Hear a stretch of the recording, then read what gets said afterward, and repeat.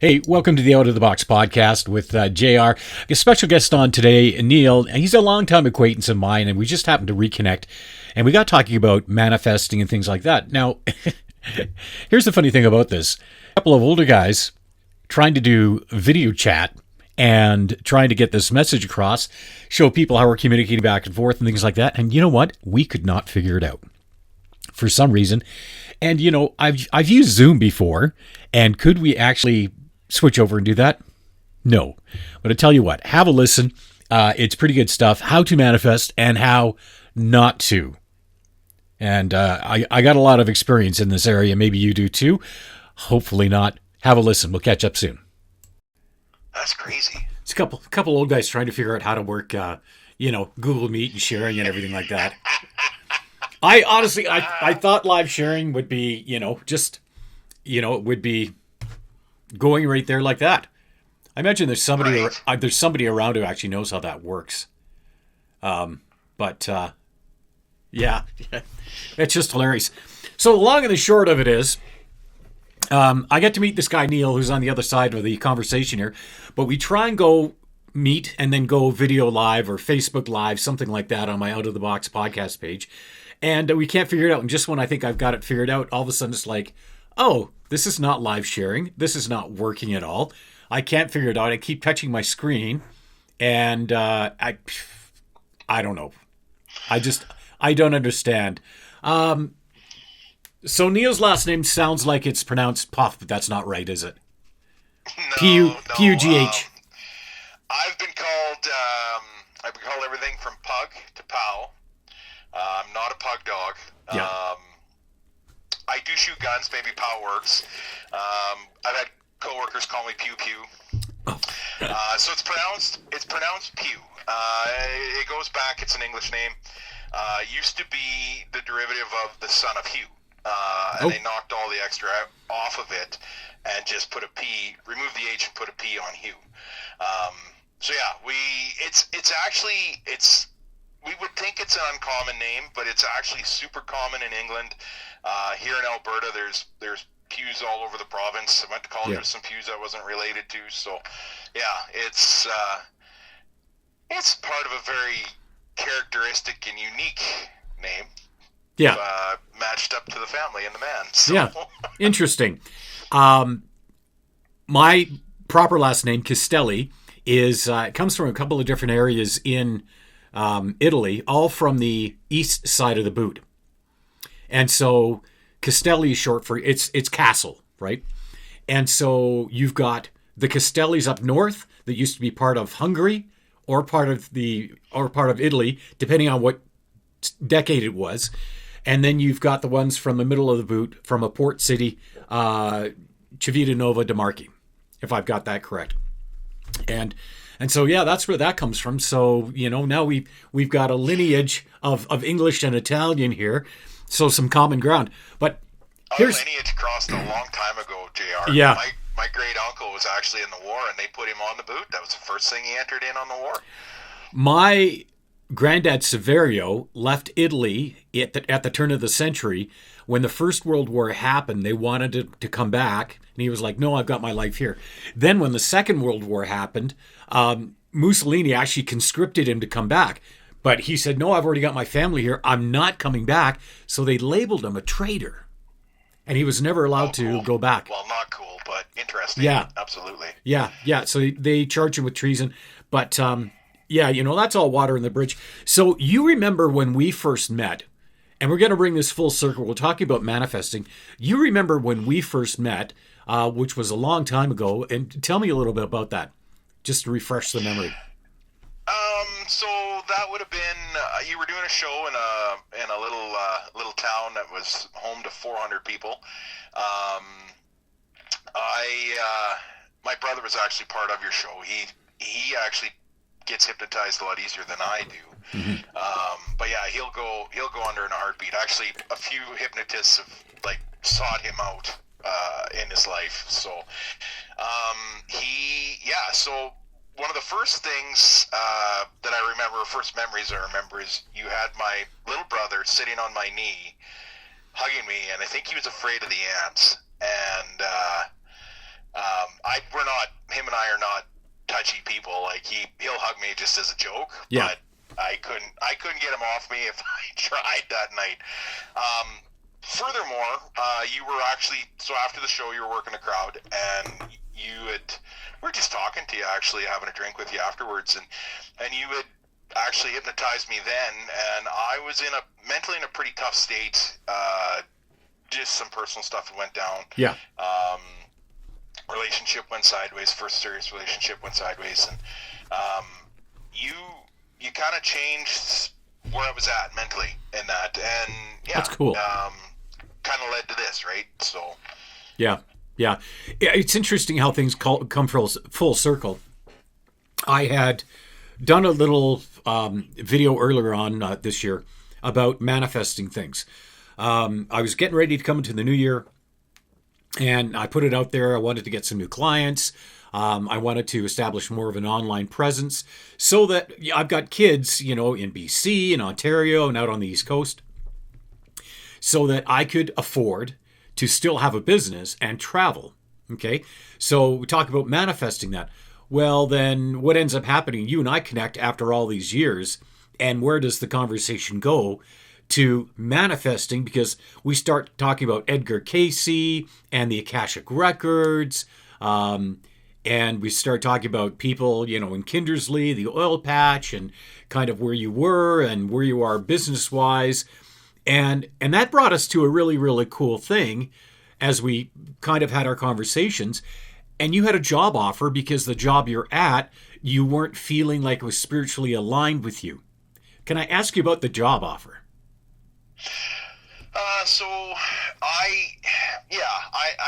I'm not 100% satisfied with what I'm doing. There's things I do enjoy, and then there's other things I don't necessarily enjoy. So I've learned here within the last 10 years that if you're in a situation that you're not necessarily happy, ask or manifest, I'm not happy here. I need to find something different that's XYZ. Yeah. For me was, and I've been hunting down culture. I want a culture that works, that everybody works together. Yeah. In this world where it seems like dog eat dog and everybody's out to get everybody and whatever else, it's noise. To me, I still believe in the good of people. Yeah. And in this, I'm trying to manifest that for myself. So I had one interview on Friday. There's a few processes to this. Yeah. I haven't 100% made up my mind if I'm leaving or if I'm not leaving. But on the other side of the coin, it doesn't hurt to try. And I'm a firm believer in, if you asked for it, you need to investigate it. Yeah. No matter what your end result is, there's no shame in checking it out. Because maybe it's going to highlight what you're already experiencing. Maybe you're experiencing what you want to experience. Maybe the other one has the door open for that, right? And I've been working harder on this, manifestation thing, and since we talked about it even last week, and I've always been the person where I just ask for it. Yeah. And I think, honestly, JR, I think people, we misunderstand what it's okay. Like we've been taught to ask. We've never been taught to envision and make it so, right? Yeah. And that was a huge thing for you, that you would basically help me realize was, mm-hmm. it's one thing to ask it, it's another thing to make it so, right? Yeah. You bring up an interesting point. Years and years ago, I read The Secret, watched the movie on YouTube, which is really, really cheesy, by the way, really cheesy. It's tough to get through. But I read the book and I kind of threw it out there and I wrote myself a check for $1 million. this is what my year was going to be like, and then I thought, okay, you know what, I put it out there. I'm going to, see clients during the week. I'm going to go out on the weekend. I'm going to make $5,000 or $6,000, maybe $10,000 a week doing these great things and helping people out and everything like that. And then I sat back. All right, universe, come on, give it to me. The problem is you have to do the work for it. It's not like just, gee, can I have a pony for Christmas? Poof, there's a pony for Christmas. It's not realistic, right? And, through the course of doing all these different things, I've been part of different groups like the Mind Valley group, Vision Lakiani, guy I followed for years, Tony Robbins, all these great guys that talk about different things. There's one thing I learned. First of all, if you want to make something happen, you have to act as if it's going to happen, and you have to make room for it in your life. So I'm making more room for my clients, and what's happening is I'm getting more clients. Now, here's the funny thing. I just need to make enough room for clients so that I can have enough cash to go down to Sand Hollow in Utah, and watch the off-road games with Matt's Off-Road Recovery and a whole bunch of YouTubers in that area that I want to follow. I was looking at the ticket prices, and when you convert it to Canadian, it's $250. Well, then $250 Canadian to go to they have a limit of 6,000 people. So now I'm thinking to myself, do I bite the bullet and go and buy a ticket for it and hope that things go on? Wait a minute, that's the wrong thinking. Look at the ticket, make sure there's some available, and there are still some available, and then shape your world to make it happen. So part of that then becomes holding in your mind, okay, well, if I need to have 3 or 4 more clients a week, then I have to leave myself open for it. There's a certain vibration to that as well, okay? And that is losing the fear factor, right? And we get a lot of people that make a lot of decisions based on fear of scarcity. And if you're always making decisions based on scarcity and that fear, then you're going to have a little bit of trouble. And the fact of the matter is, there's plenty of wealth or whatever it is that you want. There's plenty of it out there, and hopefully what you want is good. But there's plenty of it out there. I remember when I first established my clinical practice and then did extra training, and there were a couple of people there from southern Alberta, and I thought, oh my gosh, there's going to be 4 or 5 hypnotherapists in the Lethbridge area. How are we ever going to all survive? There's not going to be that many people, blah, blah, blah, blah. And I thought to myself, yeah, that's the wrong way of thinking. Because for one, it's like being a car salesman and going like, man, there's so many car dealerships and there's so many of us salespeople here. How am I ever possibly going to compete and get my fair share? Well, first of all, you're not going to get your fair share. You're not going to compete. You're not going to be able to provide a service at a higher level from that vibration. So we talk about vibration. You and I talked about this before. When people get sick, what it is, please pray for them. And what do? You pray from a level of pity, sympathy. So, according to Christy Marie Sheldon, she's got this energy scale going from 0 all the way up to 1,000. When you get to 1,000, you're an ascended master. You walk on water. You transcend reality, everything like that. Below 100, you have people like Hitler. Below 200, you have Einstein, right? And you also have, Hitler was Hitler. But it's a very low vibration, that anger, that hatred. Well, if you think of the vibration of scarcity and fear, well, you're below 200 on that one. Now, conversely, if you think about, there's lots to go around. And there are people out there that I know I can help. And I'm going to send that energy out there, and I'm going to meditate on it. And I'm going to say, here you guys are, and I think, in one sense, I've been doing a disservice to some people by not letting them know that I'm available to help because I have a very, very good skill set, right? That's a higher vibration. So most North Americans sit below 500 and between 250 and about 475, okay? Now, 500 and above, it's like they say 500 is love and above. So you get to 500, you get the feelings of love and that higher sense. It's like, you know, you love your kids and you're in a very positive mind state. You go up to 650 to 700. It's like when somebody sneezes and you say, bless you. And it's from a very, very high vibration. So when somebody asks you to pray for them, you're praying out of sympathy, out of worry, out of fear. It's a low vibration. It doesn't go very far. It's like having a radio signal that, you know, the batteries are dying on it. It's just not going anywhere. I changed that around. I think you and I talked about this. Blessings of love and light, pure source energy. So my kids, their grandpa's not doing very well. He fell, he hurt himself, and he's getting up there in ages too, and he's a bit on the frail side. And my sister-in-law, she basically says, you know, please pray for my dad, you know, yada, yada, yada. And I'm thinking to myself, you know, I'm not going to pray for him. What I'm going to do is I'm going to send him blessings of love and light and pure source energy. And what I'm going to do before that is I'm going to pump myself up. I'm going to think of all the cool things in my life and maybe think about, you know, how my kids are doing. I'm very proud of my kids and raise my vibration up so that when I send him blessings and love and light and pure source energy for, you know, speedy recovery and things like that, that's a very positive, powerful energy that connects people together, you know. And you might even look at it from the same perspective.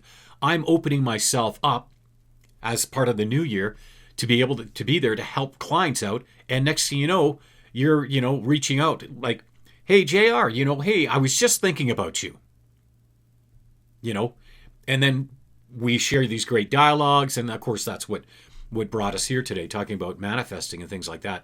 But you're, you know, that said about myself and a little bit about energy, but you're a very spiritual man. In some respects, right? Yeah, I would like to think I am. You know, yeah. I don't think I've told you this, JR. I'm an agronomist. So agronomist is science of agriculture, basically. Yeah. Very high level. But I've come to the realization, and I grew up on a ranch that we raised purebred cattle as well. Mm-hmm. I've come to the realization that, and this is where my spirituality comes from, and some people have had to argue with me, and some, you know, whatever, it's their choice, it's their feeling, and some have kind of, you know, have actually changed their thought on things. But I can do many things scientifically. We've talked about, you know, some of the reason we're talking here is my own personal health. I basically take soil chemistry and apply it to fields, to crops, growing crops. I don't do too much on the nutrition side, but I do the testing and whatnot on the feed. I can make crops sing. I can make them perform at their best. Yeah. In the cattle situation, there's a few different ways. So there's hand breeding a bull to a cow. So it's basically choosing a cow that's going to match with this bull, and they're going to do their thing when time's right.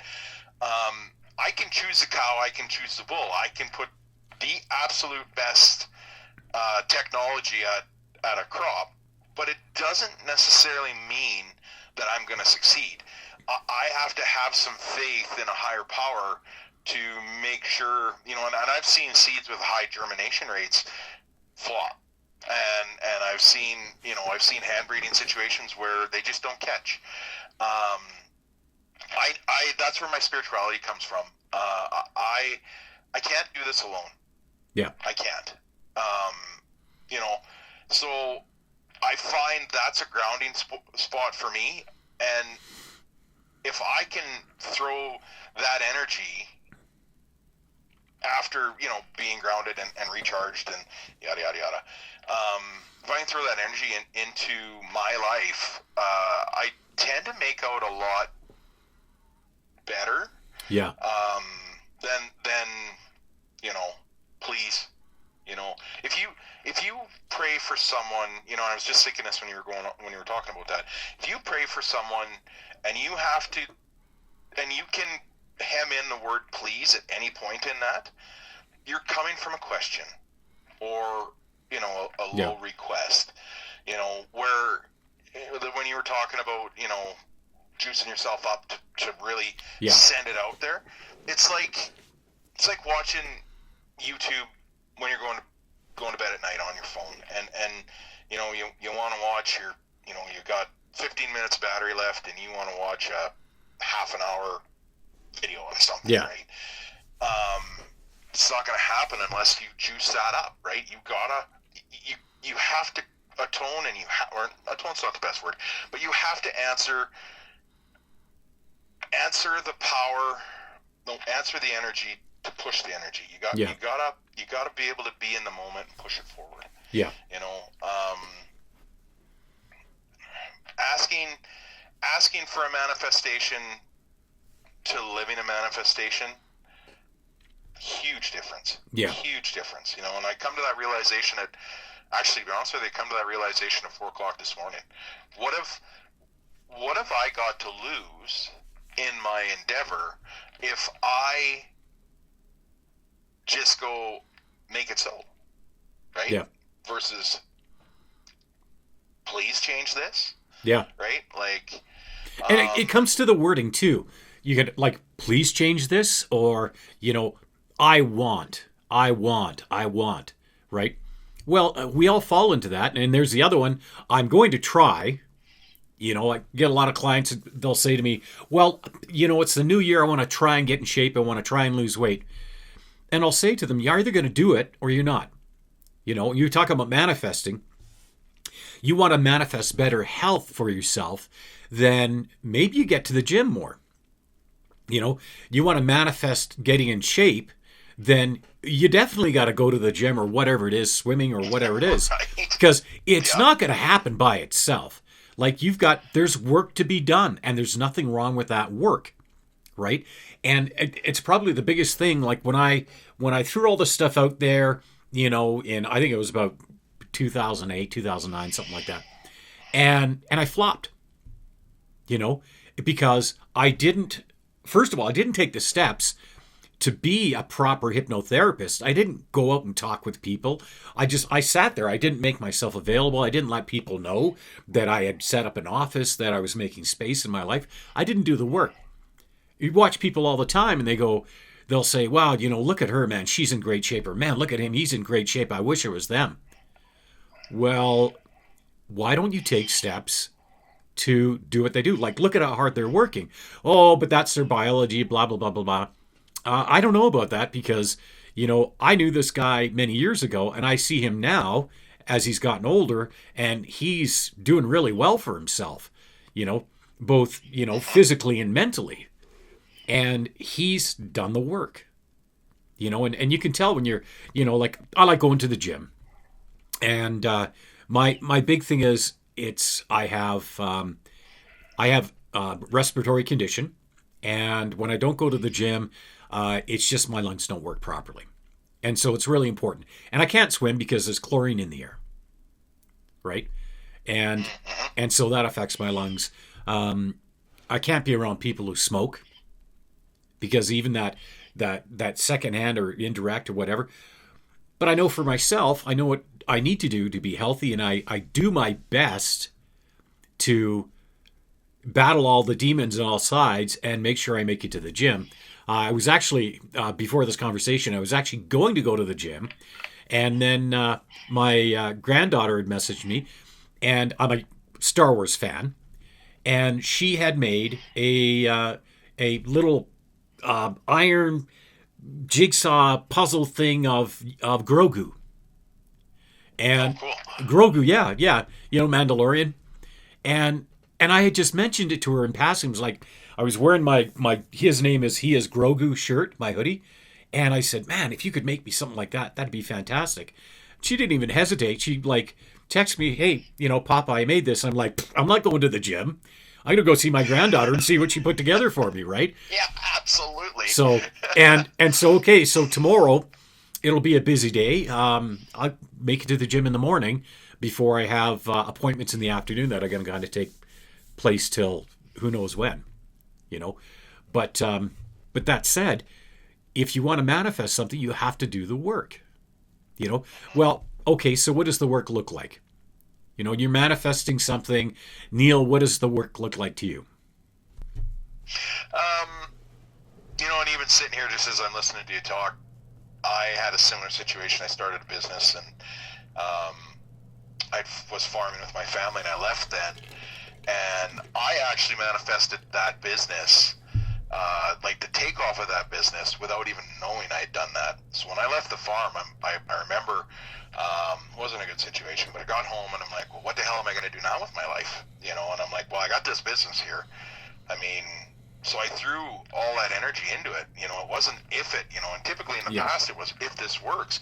I didn't have a choice. It had to work, so I made it work. And as it started to go and grow and turn into something, I'm like, holy cow, I've made it.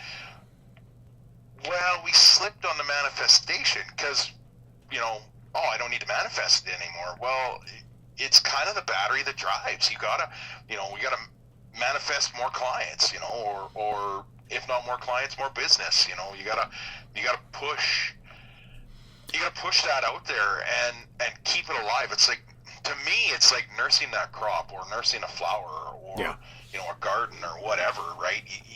You have to maintain that energy, because like you say, if you don't, you drop vibration, you start sliding. Yeah. There's a really cool story too, and I've shared this to you before. I'm going to share it again. We have to set sort of reasonably fantastic goals, right? And we have to be careful what that goal is. Like it's kind of like, well, I want to be able to bench press this much weight in a certain period of time, say by June. Well, I know that I have to be careful my shoulders. I take, the nutrients and supplements that are great for that. But then once I achieve that goal, what do I do from there, right? You can't just achieve it and stop. So from Mind Valley, the creator of it, Vision Lakiani, with Mind Valley, he grew up, he was from, I can't remember, not the Philippines, but I should have actually looked that up before talking about this.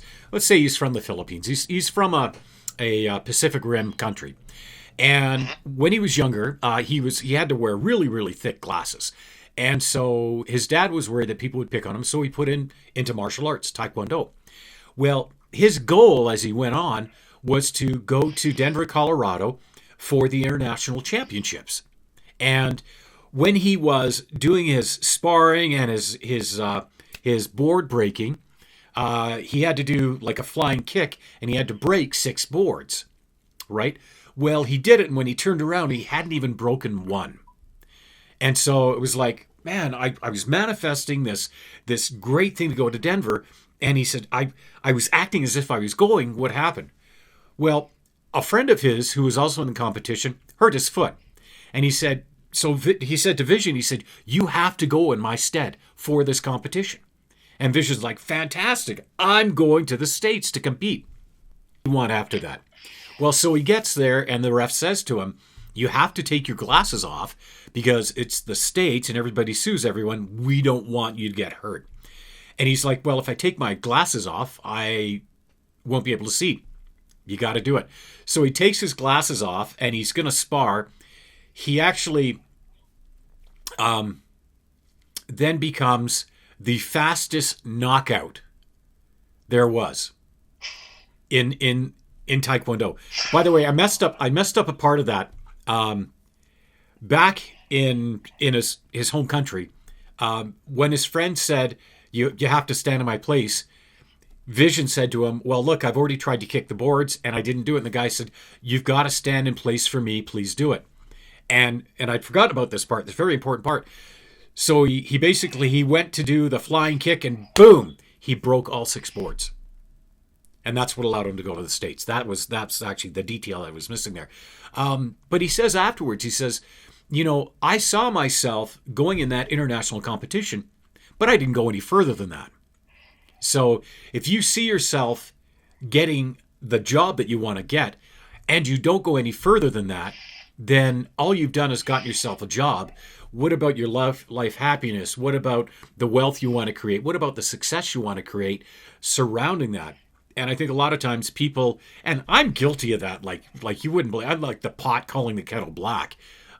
you fall off these things, whether it's because you lose focus or whether it's because you have mental illness, you're not taking care of that properly, you fall off. But the point is, we're, just over a month into the new year, we had our New Year's resolutions, and I talk to people who go, I never set them. And I say, I do. And even if I don't achieve them, the reason I set them is because it's that first part of the year that makes you feel good, and the next thing you know, it's springtime and you continue to feel good. The goal as I get older, of course, is to be able to better focus and to better manifest those things I want to do. So, absolutely. And that comes from, when you get up in the morning, we talked about this before, having that mantra each day and in every way, I'm better, better, and better. Or, this one, I send you blessings of love and life, that you are successful on your journey of self-discovery. I send you blessings of love and light, as you're on your journey of self-discovery. And those are things that I've done from time to time, but now I find that I've got a lot of that energy to share. And it's a lot of times it's not my energy, it's the energy of the universe. It's the energy of Gaia, this planet that we live on. And you just have to grab onto it, utilize it in a positive way, and then you can send it out there. It's the same thing as doing like Reiki or quantum touch or what was the one you did? Body talk. Body talk, yeah. Same thing, same thing. You did body talk, and it's a wonderful way to correct your energy. What was your experience with it? I've been doing it. I've had two practitioners. One was a really good friend of mine that introduced me to it, and I stepped away from her because she got pregnant and just had some problems with pregnancy. So I went and shifted to another practitioner. Yeah. And I've been doing it since 2014. I'd sent you a video today about Patch Adams and the four fingers, right? Honestly, if it wasn't for that and the just the energy management, figuring it out, I mean, yeah, it's made me see more in my own life. If I sent it to my practitioner. I'm like, honestly, this is like us, right? Like we're sitting here and it's like, what do you see? Well, four fingers. Well, look beyond that. It's like you working in the gym, working out in the gym. Exercise that muscle, and it's unbelievable the doors that'll open for you too. Yeah. And I've been very fortunate. One of the things I love to do, and I don't know why I don't do it more often, is have conversations like this with people like yourself. I think there's a great value to those that will take time to listen to it, and that will know that it's a very human process. But once they get into it, and when they get into it, they'll always be better off. It's like, lifting weights, it gets easier to go along. Meditating gets easier as you go along. Golf, well, I don't know about golf, but golf is very much a visual thing. You're not always going to be 100%, but if you get your swing thought going and you get the follow through right and you take out the negativity and just have fun with it, all of a sudden, look at the crazy things that will take place on the golf course and in life, right? It's funny you say golf. I actually used to golf when I was in high school. I golfed right-handed. And when I was in my early 20s, just actually before I met you, I cut a finger off. Yeah. So when you're right-handed, that's my left hand, and it's the main anchor point for the clubs when you swing right-handed. Well, I couldn't hit the ball. I had no ball control. I had no club control because I didn't have anchor on the club. Yeah. I actually switched. Now I swing left-handed. Well, you've come to the right side of the force. The first, I'm a lefty, and my son's a lefty, and my son swings like Phil Mickelson. It's a beautiful thing to watch. Funny thing about this, knowing whether you're right-handed or left-handed, I'm ambidextrous in most cases. So if you're playing pool with me, I'll switch hands all the time. The first time I went to go golfing, I was in my 30s. First time going golfing. Didn't golf till I was in my 30s. they take me out to this tournament, and the company I'm working with pays for it and everything like that. They give me a set of clubs and a golf cart, and they said, okay, go to the practice thing and warm up. And I'm like, so I'm there, and I line up right on the right side, and I'm like, I can't swing the club. Like it just, the guy's like, oh, you're left-handed. No, I'm right-handed. No, you're a left-handed golfer. So they get me a left-handed set of golf clubs, and I'm like, oh, this is better. And then I proceeded to lose all the balls I had, but that was a good time. But there's another secret in life. When you go to do something, you might not know what you don't know about it until you get into it, and then you find out what you don't know, and you begin that process of learning, so that the things you don't know become smaller and smaller. And I've said that before on one of these podcasts, and people look at it and they go like, well, you can know what you know, you can know what you don't know about something. Like, for example, we've been talking about surface farms, intensive livestock operations, silage and things like that. And I know enough about agriculture that I know what I don't know. And I can ask the question. I asked it of you, what makes good silage? And, it's got to sit for so long, yada, yada, yada. But I didn't know that. Now, the other thing that I didn't know that I didn't know would be anything beyond that somebody like yourself would share with me. And I'm like, I wouldn't even think to ask that question. So talking about manifesting and moving forward, you've got to have that vision, whatever that vision is. It should be radical. It should be exciting. And it should be reasonable in some way, so that you don't hurt yourself or hurt the other people around you. It's like, if you're getting older in life and you go like, you know what, I want to be a marathon runner. It by the end of the year, it's not reasonable. It's not reasonable. It's not happening ever. Yeah, well, you'd have to want that too, right? You'd have to want it too. Hey, we're going to wrap this up pretty quick here. We're want to try and keep it under 40 minutes. We're coming up on that 37:30 mark. You could give anyone advice on how to make things better and manifest better. What would it be? Oh, man. I think to add to what you were saying before, this was a big thing for me that I had to realize. 100% of what you don't know. If you don't know it, you don't know it, right? Mm-hmm. So keep an open mind.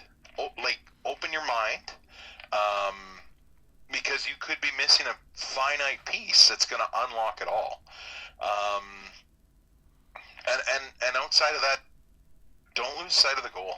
Just write it on the wall, write it as a reminder, find something that reminds you of it. Keep that energy on the man. It's it's like I said before, it's like a muscle, right? Yeah. So yeah, two things. 100%. You don't. 100% of what you don't know. So you just don't know what you don't know. And you don't. And the thing that goes along hand in hand with that is you don't know it. The other side of it is stay focused on the task. Push it forward. Mm-hmm. Don't ask for it anymore. I mean, as long as you're not, hurting somebody or doing a crime, if you're pure of heart with it, give her, push her, make it happen. Nothing comes to a marathon runner easy. 100%. It takes time and takes effort, and you have to do that. Yeah. I guess, and to put it into perspective, I've had lots of people. I had a friend of mine say, "Well, you'll never, now you're not farming, you'll never farm again." Yes, I will. Yeah. I don't know when. I don't know how at the moment. It's falling together, and it's going to happen. What it looks like might not be what I dreamt of as a kid, but it will happen. Yep. So don't lose that. Yeah. Yep. That's what keeps us going. Yep. For sure. Make sure you write it down. And write it down. Make sure you write it down. Yeah. Well, fantastic, Neil. Thank you so much for your time. It's been absolutely fantastic chatting with you. Out of the box, manifesting, and of course, just the life experiences, I find absolutely sensational. I thank you so much for coming on. Been life changing for me, JR. It's just another step in my journey. Yeah, I'm with you on that. All right, have a great rest of your day. Take care. We'll catch up soon. You too. Thank you.